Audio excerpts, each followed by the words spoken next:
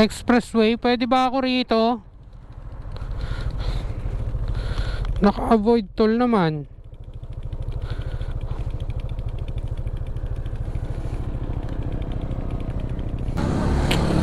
Hanap tayo mapagtatanungan. Dire-diretso lang po. Okay. Salamat po. Nagtanong ako sa lokal. So, puta. Kasi nung galing rin kami Nueva Ecija, meron nga dyan akong nakita. Sabi ko, expressway may kulong-kulong saka low displacement na motor. Dito ko tinuturo. Kasi daw hindi pa siya operating as expressway. So tingnan natin. Malalaman, pero lokal yun eh. May kulong-kulong daw eh.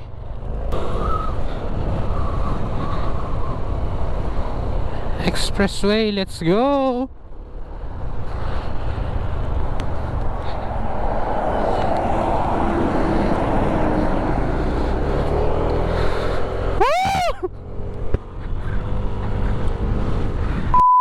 Expressway ito.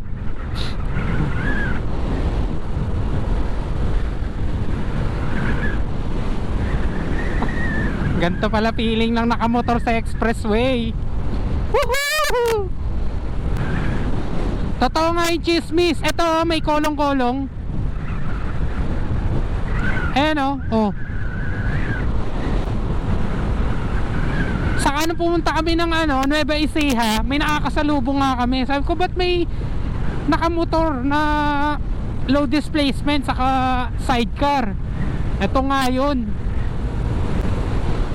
First time ko.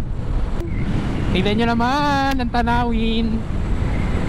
Pangarap ko lang to makapagmotor sa expressway. Matutupad pala nang wala akong 400cc na motor.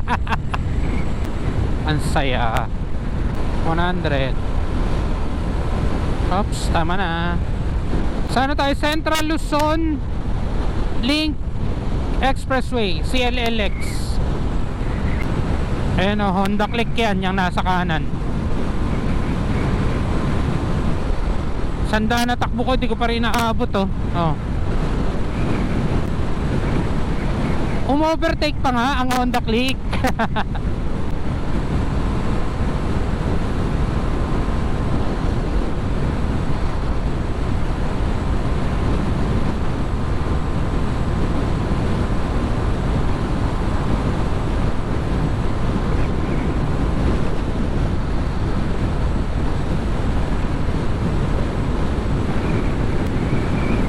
Yan, pwede nga yung motor. Ito, kasabay ko, tatlo kami. Yan oh. Raider lang yata yun.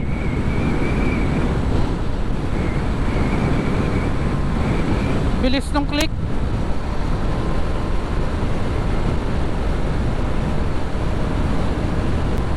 Hindi ko abutan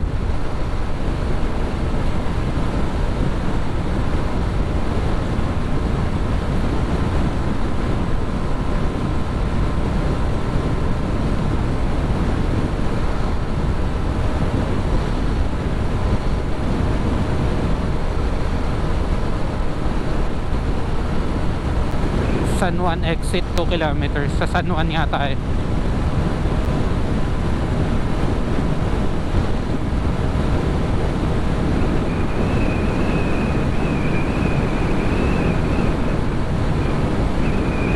Aabutan ko din. Bilis. 105 mga takbo niya. 110 tayo eh 111, 112. Honda Click lang sa Kalam.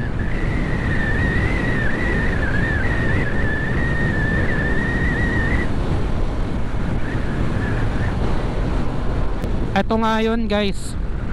Sarado. Nadaanan namin to nung nagpunta kaming Pangasinan Pangasinan, Nueva Ecija. Sarado nga. Ang dami namin